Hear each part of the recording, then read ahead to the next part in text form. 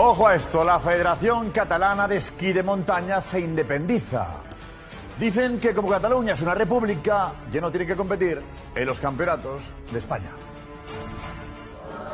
La Federació, la FEC, ha d'estar a l'alçada en aquests moments. Si ens creiem que som una república, evidentment el campionat d'Espanya aquest any crec que no hi hem d'anar-hi.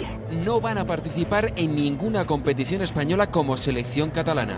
Els corredors, evidentment, tots ho entenen. El que està passant és prou greu. La selección catalana de esquí de montaña ha tomado esta decisión. Tots els corredors de la Federació Catalana, tots estan convençuts de que el que està passant és totalment injust. Y es la primera dentro de la Federación Catalana de Deportes de Montaña, donde también se agrupan modalidades como la escalada o el trail, un deporte que domina mundialmente Kilian Jornet, destacado independentista.